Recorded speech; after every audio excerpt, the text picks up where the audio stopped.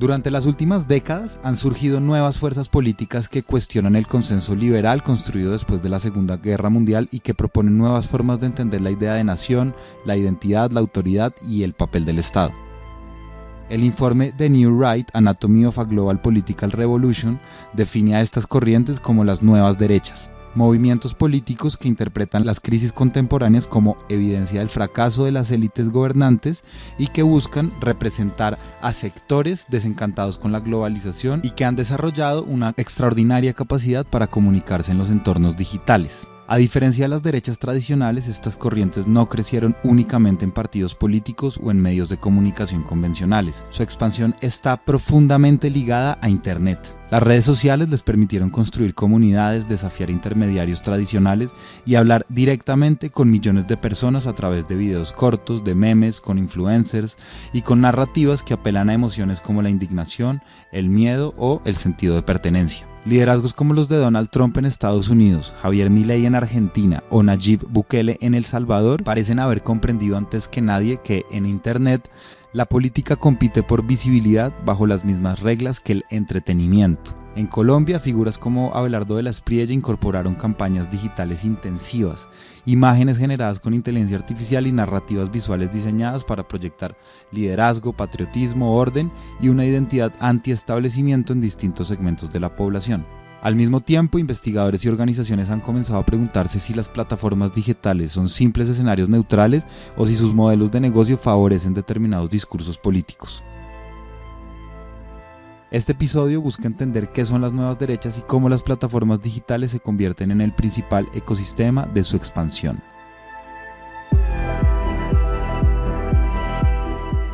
Bienvenidas y bienvenidos a Sistema No Operativo, la quinta temporada de Clase a la Casa, un podcast producido por 070 Podcast. Sistema No Operativo es un intento por entender cómo las nuevas tecnologías están transformando la forma en que vivimos, en un momento marcado por las tensiones, replanteamientos y riesgos del capitalismo tardío. Porque quizás la gran pregunta ya no es qué puede hacer la tecnología, sino ¿qué está haciendo con nosotros? Hola, ¿cómo están? Yo soy Santiago de Narváez, editor de 070 y hoy estamos con dos invitados de lujo. Carlos Cortés, abogado de la Universidad de los Andes y magíster en Media and Communication Governance del London School of Economics.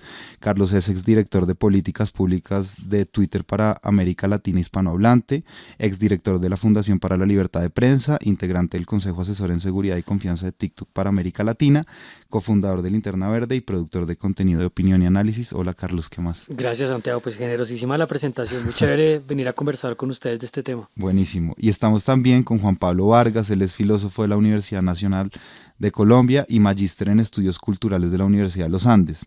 Su trabajo se ha centrado en el estudio de las derechas emergentes en Colombia y en los procesos de construcción de opinión política en plataformas digitales. En su investigación Derechas emergentes en Colombia, configuración y posicionamiento de la opinión en Twitter X, Juan Pablo analizó cómo distintos actores políticos utilizan las redes sociales para construir comunidades, disputar la conversación política y posicionar narrativas en entornos digitales. Hola Juan Pablo.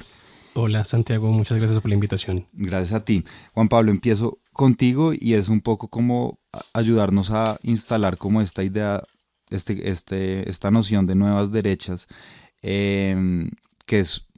Ayúdame como a ubicarla históricamente, qué son exactamente las nuevas derechas, qué tienen de diferente frente a las derechas tradicionales como las conocemos. Hemos mencionado algunos personajes en el ámbito internacional, pero ayúdanos a ubicarnos un poco de qué estamos hablando. Vale, Santiago. Bueno, cuando nosotros estamos hablando de nuevas derechas, estamos generando o estamos planteando un contraste obviamente entre unas derechas tradicionales que pueden ser caracterizadas principalmente, digamos, como por la defensa de ciertos principios, de ciertas identidades, sea esta la familia, sea esta la nación, sea esta, por ejemplo, también, digamos, como un poco la idea de tribu también en relación con las derechas tradicionales. Yo diría que estas nuevas derechas son nuevas no solo porque no, ¿cómo decirlo? Como que mantienen estos mismos valores, mantienen esta defensa también, digamos, como de estos principios, sino también en parte por sus formas también. Es decir, como que es una derecha que está muy centrada, por ejemplo, en despertar ciertas emociones, ciertos afectos también en sus audiencias. Está también, digamos, como casada con ciertas luchas también. En este caso, por ejemplo, luchas contra las migraciones, luchas también, digamos, como contra los derechos de las poblaciones o de las comunidades LGBTQ más también, luchas también incluso también en contra de los derechos que las mujeres han logrado históricamente también, ¿sí? Entonces como que estas nuevas derechas, yo diría que por lo menos en cuanto a su definición, ¿sí? Se caracterizan justamente por este prefijo del antimigración, anti-LGTBI, ¿sí? Pero también tienen esta particularidad de que si las queremos posicionar históricamente, ¿sí? Nosotros podemos ver, digamos que estas derechas, por lo menos acá en el caso de Latinoamérica, son más o menos como este milenio, es decir, como que son derechas que, por ejemplo, acá en Colombia, por poner un ejemplo acá, nacen con fundaciones, digamos, con partidos como con el Centro Democrático, nacen, digamos, con fundaciones, digamos, de otros partidos que se desmarcan muchísimo también de esos partidos tradicionales acá en el país, ¿sí? Entonces, ¿qué otra cosa también caracteriza estas nuevas derechas? ¿Sí? Yo creo que una de las cosas también que caracteriza estas nuevas derechas también es un poco como el recelo, un poco las críticas también que hay hacia el status quo, digamos, de cierta política tradicional también, de cierta confianza en el Estado, de cierta confianza que incluso ciertas derechas también tradicionales también habían depositado también dentro del Estado o dentro de la figura, digamos, como tal de la institución, ¿sí? Y un poco también lo que quiere reflejar, digamos, esta nueva derecha, como haciendo esta caracterización, es como pues que se puede hacer, entre comillas, yo iría tocando acá un poco con pinzas, sí, que se puede hacer política sin la necesidad de ser una figura estatal, sí, pero también apelando justamente a mecanismos estatales, a mecanismos democráticos, pongámoslo así, listo, para poder hacer parte también, digamos, como de todo este juego o para ser, digamos, como parte de las estructuras estatales también. En otras palabras, como que estas nuevas derechas son antiestablecimiento en buena medida, pero también necesitan del establecimiento justamente para poder posicionarse, para poder posicionar sus programas, para poder llevar a cabo sus narrativas también, ¿sí? Entonces, en cierta medida puede caracterizarse como antiestablecimiento también, ¿sí? Ok. Carlos, te voy a pedir un poco el mismo ejercicio, pero como de contexto histórico, pero con las redes sociales. Hacíamos ahorita cuentas con Isaac, el productor. Facebook nace en 2004, ya son más de 20 años de esa red social. ¿Cuál es el panorama de las redes sociales hoy en el mundo y cómo ha sido ese cambio desde inicios del siglo XXI para acá? Porque hemos pasado por cambios en la reglamentación, pero también cambios políticos, cambios en la economía misma de las redes sociales. ¿Cómo ubicarías tú las redes sociales para, digamos, un poco iniciar como este contrapunteo?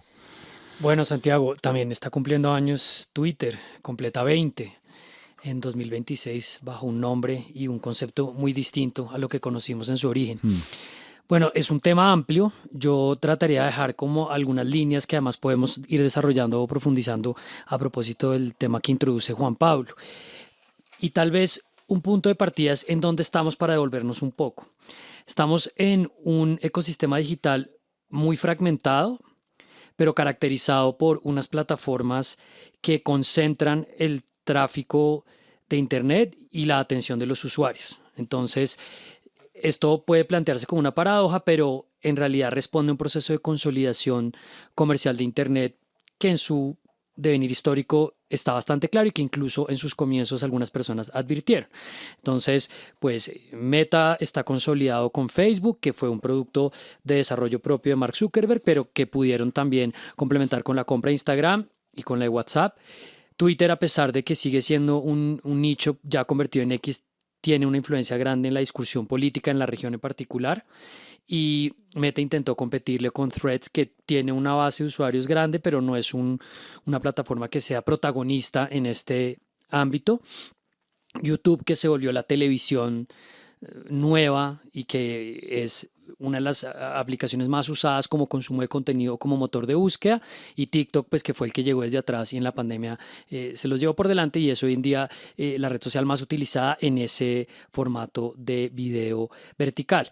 Entonces, en este presente de consolidación y de concentración, a pesar de la fragmentación de los espacios y de que hay decenas de alternativas. Cuando hablas de fragmentación, ¿te refieres a esto? Como los usuarios tienen acceso Claro, a eso. y tenemos, ahí podríamos empezar a meter discusiones técnicas porque hoy en día no ha sido posible avanzar en una cuestión fundamental como es la interoperabilidad. Entonces, por ejemplo, si yo estoy utilizando Instagram y quiero ponerte un mensaje en X, debería ser posible.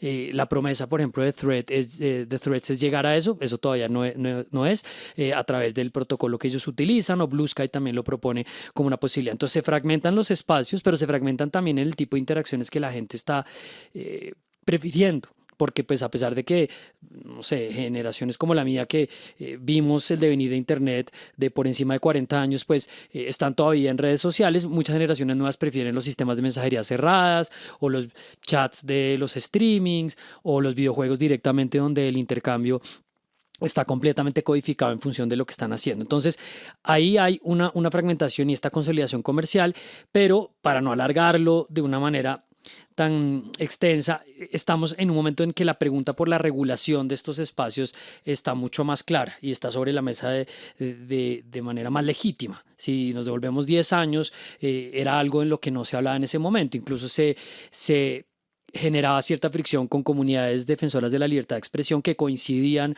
con las empresas en el sentido de decir no deberíamos estar regulando. ¿En dónde está la pregunta más grande de la regulación? En los niños, niñas y adolescentes, en el consumo de contenidos, y ahí uno puede empezar a irse pues por los caminos que ha ido Estados Unidos en sede judicial, que es decir, no, esto es una adicción lo que estamos generando. Hay algunas preguntas y algunos elementos que podrían apuntar ahí. Yo diría más que hay que hablar más de hábitos problemáticos o de un problema que a mí me parece más claro de atención al usuario, de consumidor. O sea, así como uno quisiera que le resolviera la televisión por cable o el celular cuando se le daña, pues si Instagram ofrecen un servicio tan deficiente, debería haber como una posibilidad que nosotros, usuarios latinoamericanos o colombianos, tuviéramos pues una atención. Entonces lo dejaría ahí resumiendo. La trayectoria que llevamos fue de un espacio que prometía muchísimo en términos de democracia, de libertad, de interacción. Creo que algo de eso sí existe, o sea, sería necio despacharlo, a un espacio que hoy se parece más como a las preguntas que hemos tenido frente a otras tecnologías de la comunicación y la información. Chévere. Me gusta esto que dice de cómo se ha dado en estos primer cuarto del siglo como una consolidación comercial de Internet, y quiero conectarlo con la siguiente pregunta, que es como una pregunta de qué fue primero, si el huevo o la gallina. Y esta es una pregunta para ambos. Un alto ejecutivo de Facebook le respondió al diario estadounidense Político en 2020 que el contenido conservador generaba en su red social más interacción porque apelaba a emociones como el miedo, la ira. Y entonces, claro, esto de las emociones y de los afectos y cómo se aprovecha o no los afectos de los usuarios en las redes sociales, pues es algo que toca esta discusión.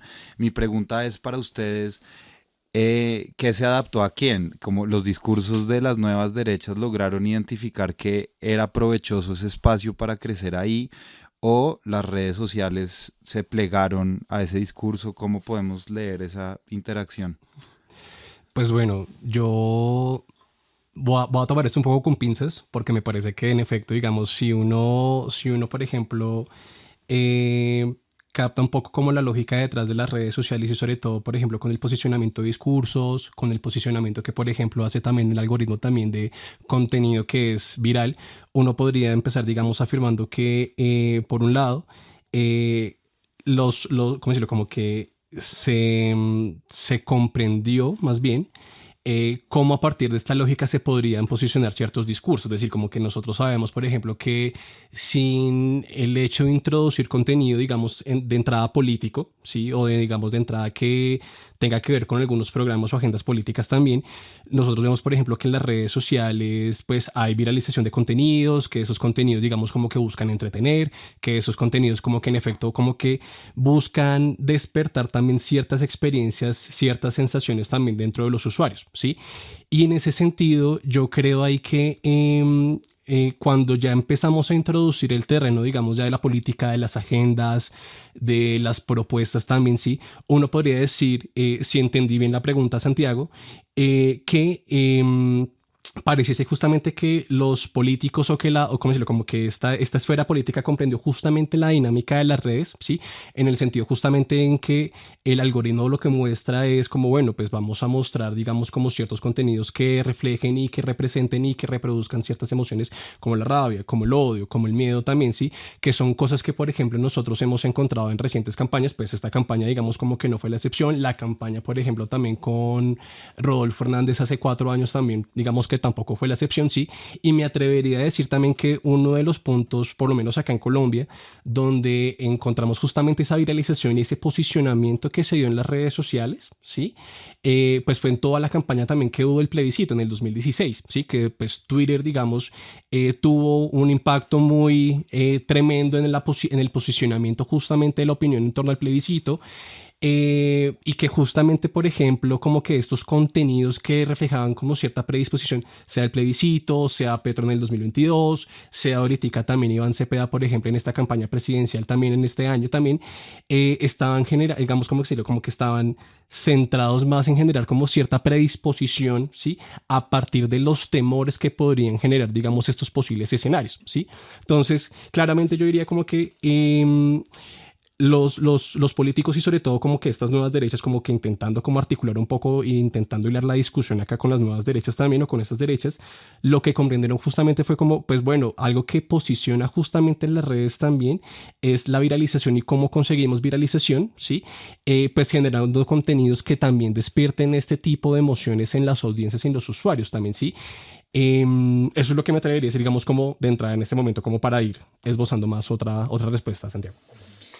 Pues Santiago, también retomando algo de lo que planteaba Juan Pablo en la primera respuesta, uno podría plantear tal vez dos partes de esta conversación. Una, las dinámicas políticas de América Latina, donde sin duda ha habido una articulación, una capacidad de coordinación de movimientos conservadores, de derechas, de neoliberalismos más asociados a proyectos conservadores, para poder simplificar ciertos mensajes, para trazar unos contrastes frente a la agenda de derechos de la comunidad LGTBIQ, del concepto de familia, del concepto de mano dura, donde pienso que las izquierdas en América Latina se han quedado cortas y uno podría criticar el pragmatismo o la manera inescrupulosa como estos movimientos se han articulado, pero en efecto han logrado desde Miami hasta la Patagonia encontrarse en unos discursos que con adaptaciones se han podido vender en todos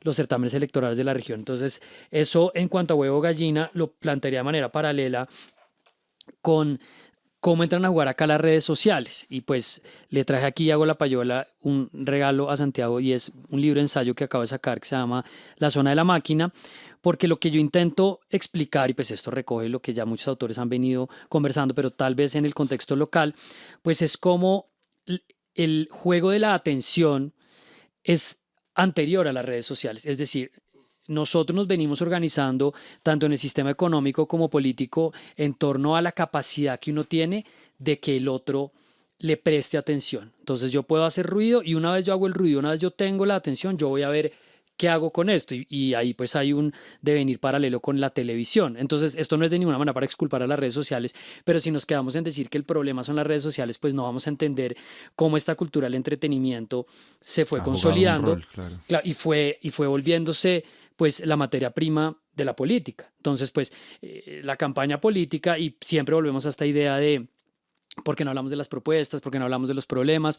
Pero pues sabemos que la gente sobre todo en últimas se identifica con una persona, se identifica con un candidato, se identifica con un discurso, pero las emociones que están movilizando esa elección pues son decisivas. Y en eso pues la máquina tragamonedas de las redes sociales lo que en últimas está optimizando no es cuál es el contenido más sofisticado, cuál es el discurso más razonable, sino que tiene mayor capacidad de generar atención. Y pues en esto Donald Trump fue el rey. Y entonces, claro, decir ahorita en 2026 no es que Donald Trump es es, digamos, el rey de la manipulación de la atención, pues es una obviedad, pero no deja de ser increíble que sea un personaje de 80 años que lo trae de la televisión y el reality y lo vuelve parte de su fórmula en las redes sociales, y pues de eso podríamos hablar alrededor de cómo los jóvenes, cómo los hombres, cómo cierto tipo de códigos culturales como la lucha libre de artes marciales mixta les sirvió para instalar eso. Entonces, lo diría ahí, uno podría sin duda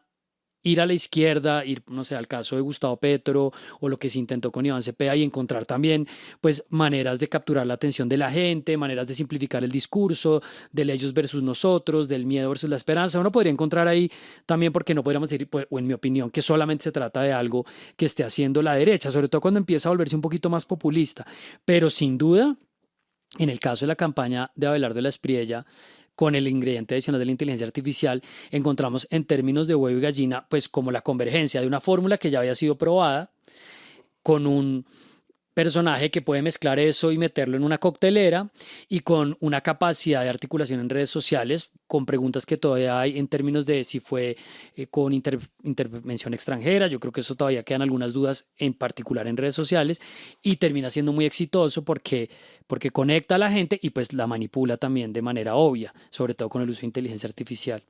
Sí, ¿puedo ahí agregar algo? Claro, por ¿sí? favor. Y es que quiero profundizar justamente en un punto que tú mencionabas, Carlos, también ahí, sobre todo con, digamos, descartando un poco la posibilidad de que haya o no haya también intervención también, que yo siento que, por ejemplo, en el caso de la campaña de Abelardo, hubo una lectura, digamos, también de las otras campañas que hubo en otros países, pues en Argentina, digamos, también con Milei, digamos, cómo fue esa creación de símbolos también, eso cómo se reprodujo también en redes sociales también, con lo que vos mencionabas también, con lo de Trump también, ¿sí?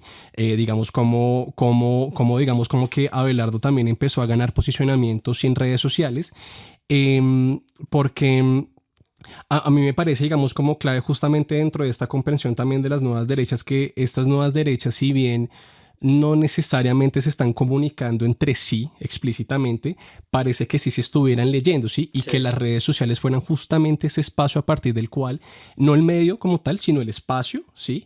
A partir del cual se estuvieran leyendo mutuamente, estuvieran, digamos, como acoplando unos libretos, estuvieran acoplando también, digamos, como ciertas estrategias también que funcionaron en una u otra determinada campaña también. Justo antes de pasar al corte, puedo dejar esta cuña acá, y es que de hecho sí se están hablando, o sea, claro, se están leyendo y tienen claro cuáles han sido las prácticas para ganar elecciones, pero un estudio de la FES habla de que estas nuevas derechas no actúan de manera espontánea, sí, o aislada, sino que están interconectadas, que tienen estrategias, hay congresos, se reúnen y ponen estrategias comunes para llegar al poder a través de las redes sociales, solamente para dejar ese guiño y como no dejar en el aire la idea de que es una cosa espontánea, sino también articulada, sí, ¿no? Pero bueno, vamos a un corte y ya volvemos.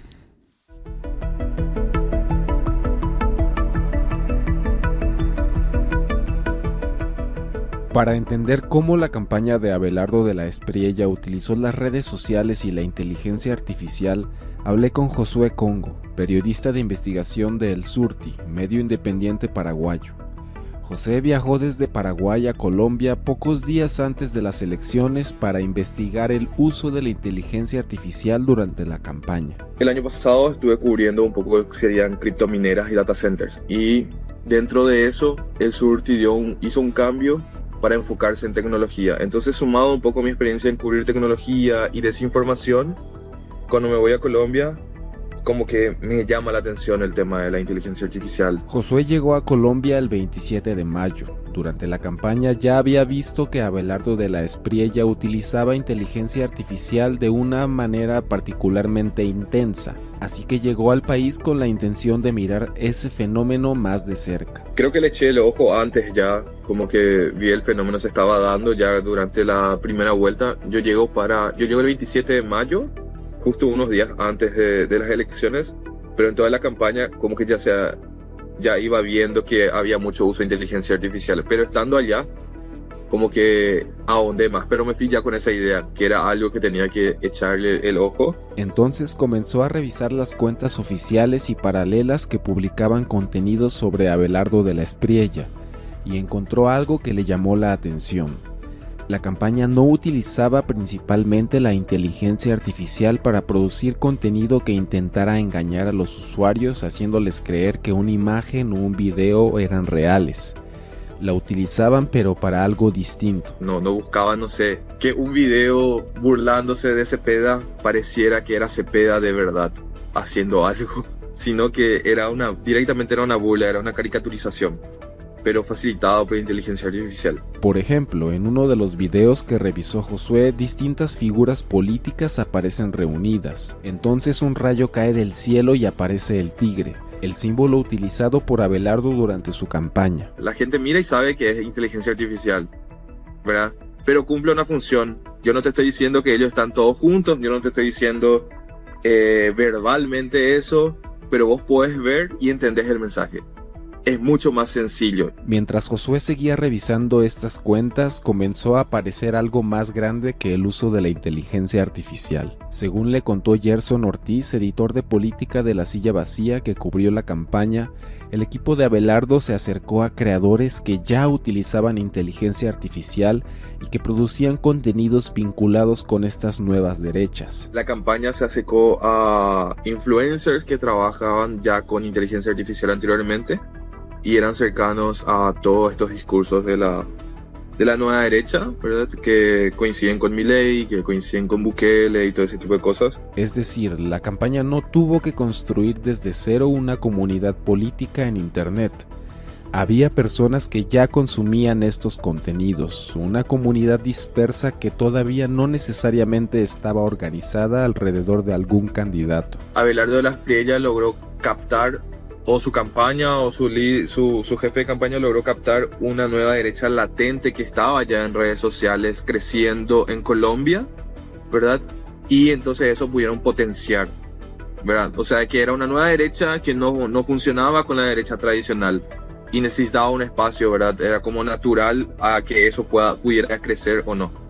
Entonces ellos lograron capitalizar eso. Josué llegó a Colombia buscando entender cómo una campaña política estaba utilizando inteligencia artificial, pero durante su reportería encontró algo más, una comunidad política que ya existía en Internet, personas que compartían referentes, discursos y formas de entender la política, creadores de contenidos que ya hablaban el lenguaje de las plataformas, y una campaña que logró acercarse a ese ecosistema, darle un candidato alrededor del cual organizarse y utilizar la inteligencia artificial para multiplicar la producción y circulación de sus símbolos.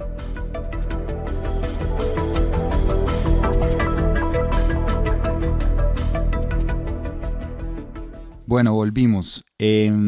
Mencionamos al final del primer bloque al candidato, al presidente electo Abelardo de la Espriella, sí, que acaba de tener una campaña, pues esta fue una campaña presidencial muy intensa en redes sociales, no había sido, o sea, había sido así también hacía 4 años, pero esta creo que, no sé si fue más intensa, pero tú dijiste, Carlos, estuvo el componente de la IA, que sí fue como algo novedoso que no habíamos tenido hacía 4 años.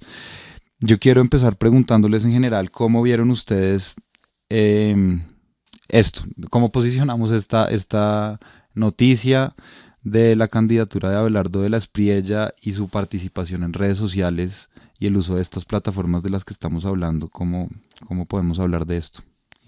Bueno, yo diría que el punto de partida sin duda es esto que venimos mencionando de una fórmula que tiene elementos orgánicos, que tiene elementos, como dice Juan Pablo, de estarse observando, de estar conversando, para simplificar una plataforma de una nueva derecha o de una ultraderecha, le dice el país, o de un movimiento populista neoconservador. Uno le puede poner ahí varios elementos que sobre todo se articulan en torno al uso de la fuerza, al concepto de familia y a los derechos de ciertas poblaciones que en el caso de Colombia han ganado, y pues es una de las preocupaciones que queda sobre la mesa de cara a este nuevo gobierno. Entonces, para mí ese es el punto de partida. Ahora, la crítica o el planteamiento que yo le hago a mis amigos de izquierda es que si uno mira cómo han triunfado estos proyectos en la región, pues tiene que entrar a ver qué es lo que estaba haciendo el adversario. Esto es una obviedad.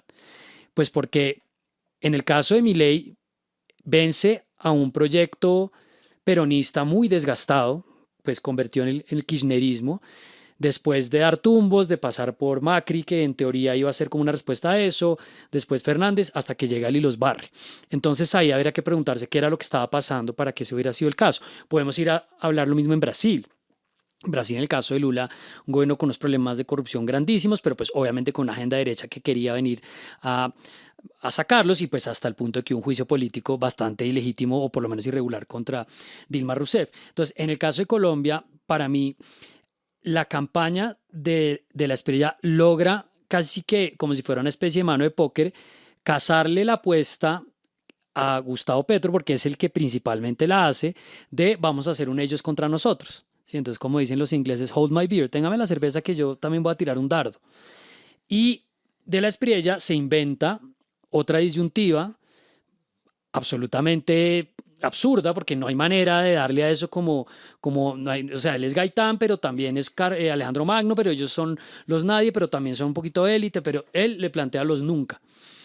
Entonces, esa es una narrativa muy eficiente porque pues tal vez la apuesta que tenía el petrismo era decir, nosotros vamos a hacer algo de la élite contra los pobres, y pues es que en la versión monocromática de las redes sociales, donde el contexto colapsa, hay muchas maneras de definir dicotomías. Y yo puedo venderle a alguien una eficiente. Le puedo decir, no, es que esto es medio ambiente contra empresas contaminadoras, no es que esto es el norte contra el sur, Antioquia contra el resto del país. O sea, hay muchas maneras de hacerlo. Y ahí, en ese punto de partida, la campaña de la Espriella, y esto es más como un comentario, pregunta de cómo se puede empezar a explorar, logra primero articular un mensaje de mano dura, de presidente presente, que yo creo que eso le cuesta mucho al pacto histórico, porque pues al final la gente de ciertas clases sociales, de ciertos lugares, de ciertos orígenes, pues sí se sorprende porque este tipo ahí está tan despelucado, porque se ve tan trasnochado, porque, y uno puede decir, eso es una frivolidad, eso no es importante, pero ellos venden como, no, es que acá hay un señor con la barbita, así sea medio postiza, tiene 3 o 4 hijos, tiene una esposa costeña, guapa, entonces esto es como un presidente otra vez. Y la parte de la inteligencia artificial, y ahí redondeo la idea, es lo que a mí me parece más sorprendente, porque entonces están diciendo, Estados Unidos intervino en la campaña, sin duda Donald Trump lo hizo, no sé si eso al final lo benefició, el episodio de Beto Coral no sé si lo benefició, yo creo que al contrario, eso pudo haber hecho que la distancia se hubiera recortado. Entonces, estas intervenciones de Trump en algunos países han funcionado, en otras no, pero sí hubo una intervención. Ahora, que haya habido una manipulación en redes sociales abierta, con publicidad, eso no está tan fácil de determinar, porque lo que ellos hicieron fue, vamos a inventarnos una narrativa con inteligencia artificial.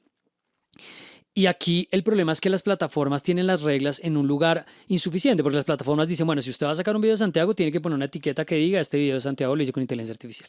A la campaña eso no le importa, porque de entrada le están diciendo, esto es inteligencia artificial, pero es la manera como usted le roba como el significado a la gente, como que le roba la construcción de sentido. Entonces yo le dice, yo voy a ponerle en un video a Santos, a Uribe, a Juanita León, todos los vamos a mezclar en esa dichosa coctelera, y usted los va a ver, y va a ver el mal, y va a ver al tigre llegar, y va a ver al superhéroe, y va a ver las guerras, y va a ver la reconciliación.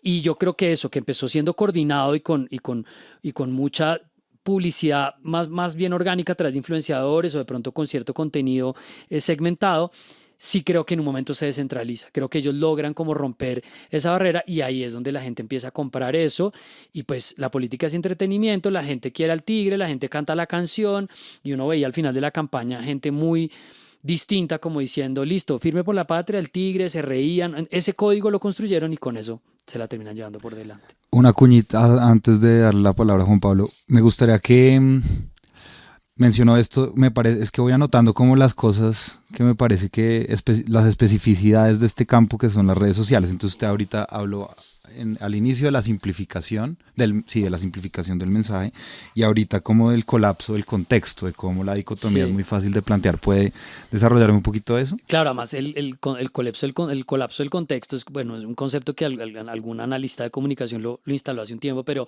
el problema es que si ustedes se fijan, y tú hablabas, Juan Pablo, bueno, usted me interrumpe porque si no me va a alargar mucho, pero el punto fundamental es que Gustavo Petro alcanza a ganar las elecciones de 2022 teniendo en el espejo retrovisor a un rival que parecía pequeño, pero que termina poniéndolo contra la pared. Ahí ya en esta última recta de la campaña que acaba de terminar, Ángel Becasino ha contado cosas que él no había contado. Por ejemplo, que realmente Rodolfo Hernández estaba cansado, al parecer se había sentido intimidado, estuvo en Miami y pues todo el mundo dijo, este tipo dejó de hacer campaña. No, en realidad él sí bajó los brazos y dejó así.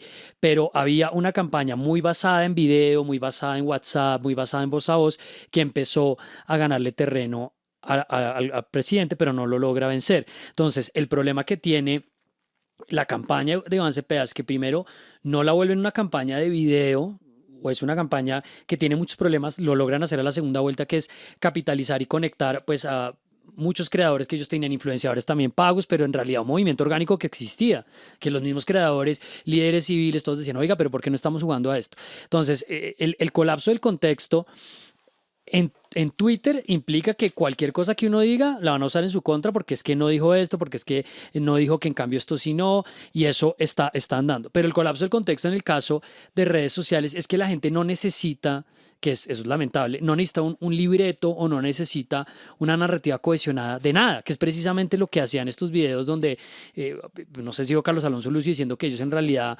están dándole continuidad al proyecto de Gaitán.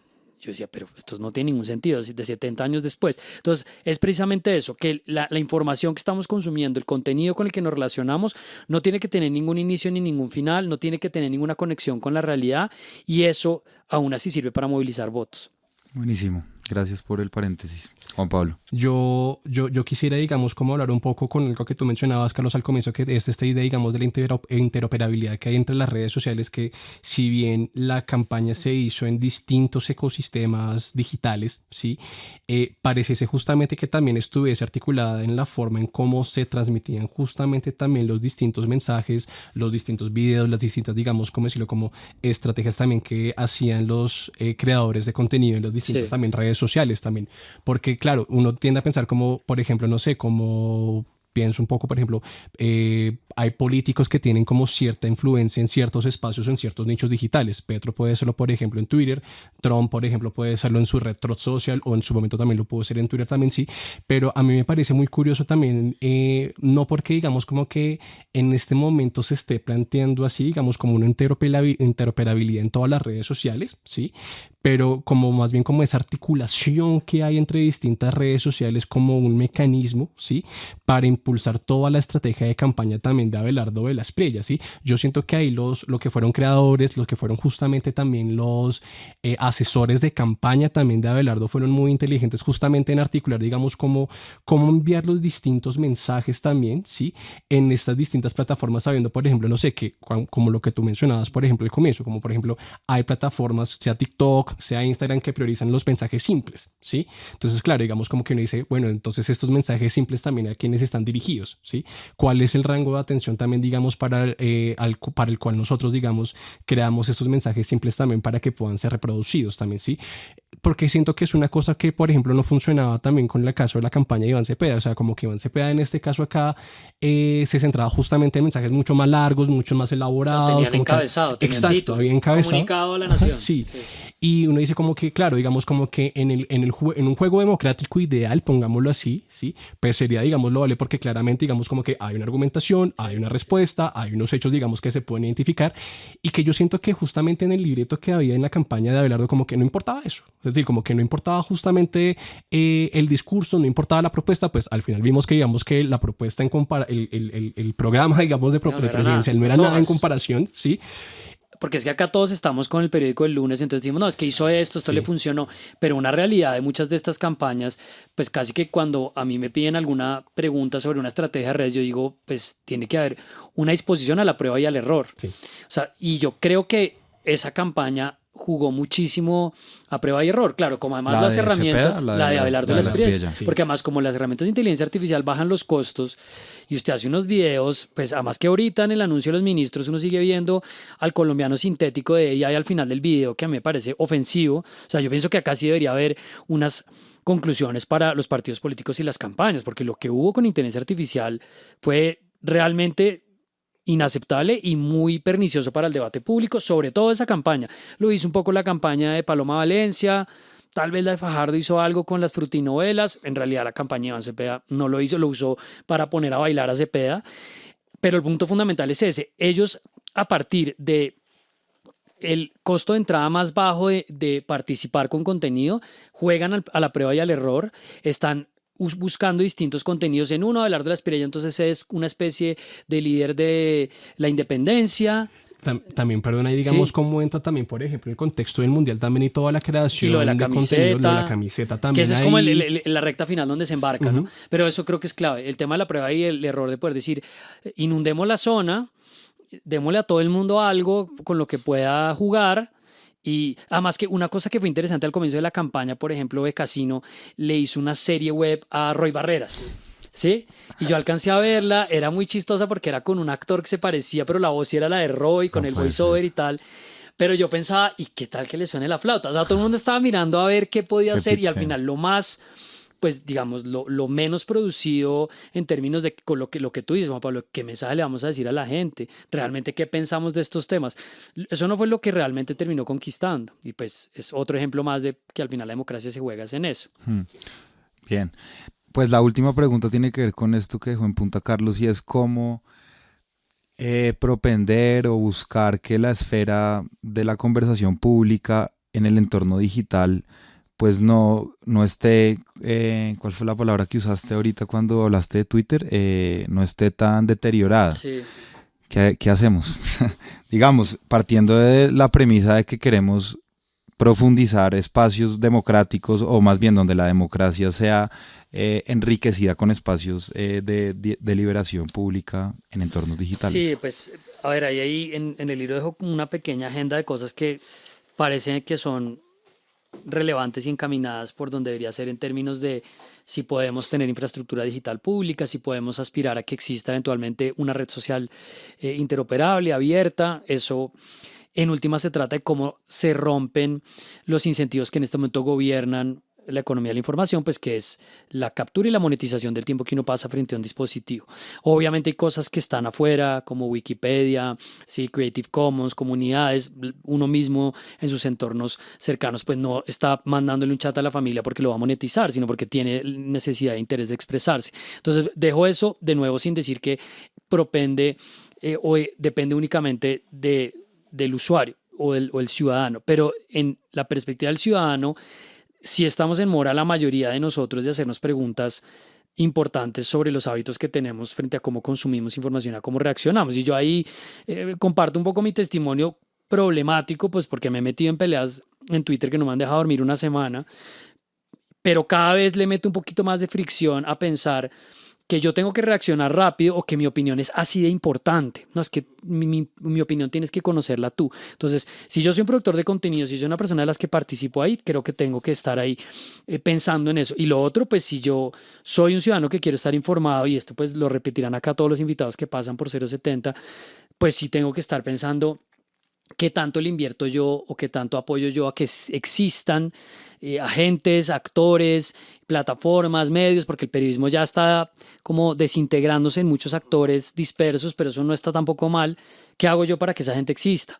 Sí, pues porque así como yo me puedo pagar la suscripción de Netflix, de Prime, todos los canales a ver cuál pasa el partido del Mundial, o por la noche salgo y me gasto 80,000 pesos en un par de cervezas y una picada, pues venga, de pronto yo puedo meter algo ahí pues para ir en un camino distinto. Eso dejaría yo sobre la mesa. Buenísimo, Carlos. Gracias. A mí me causan o me generan varias preguntas porque en efecto parte o una de las razones que explica también cómo la erosión, pienso yo, digamos, también de la discusión pública tiene que ver con la presencia de lo que pasa justamente en redes sociales también, pero pienso también, como no retomando necesariamente lo que Carlos ya había mencionado, sobre, digamos, como esta posible responsabilidad que nosotros podríamos también tener, nosotros como usuarios dentro de la esfera de las redes sociales, sino, digamos, como la articulación como de varios actores que estamos metidos también dentro de las redes sociales, es decir, porque claramente esto configura nuevos espacios de opinión, ¿sí? Esto configura nuevos espacios de conversación que me parece que son claves de integrar porque, ¿cómo decirlo? Como que involucra a agentes, actores que no estaban previamente incluidos dentro de la conversación. Es decir, como que si uno solo se concentraba en la generación de opinión por parte de los medios, digamos medios tradicionales, claramente digamos que la relación ahí no era nada horizontal, sino era más, ¿cómo decirlo? Como más unidireccional, básicamente, que bidireccional, que es lo que espera un poco con las redes sociales. Pero yo me muestro, ¿cómo decirlo? Como un poco, no un poco escéptico, sino expectante justamente frente a cómo va a ser esta articulación de las redes sociales, capaz que permita no la erosión de la opinión o de la esfera de la opinión pública, sino al contrario, pues un poco el fortalecimiento también, porque pues finalmente las redes sociales pues ya están acá también. Bueno, Juan Pablo Vargas, Carlos Cortés, gracias por su tiempo y por esta conversación. Bueno, ustedes por la invitación. Ustedes, Santiago, muchísimas gracias. Bueno, y a ustedes que nos escuchan al otro lado, esperen otro próximo episodio de Sistema No Operativo. Chao.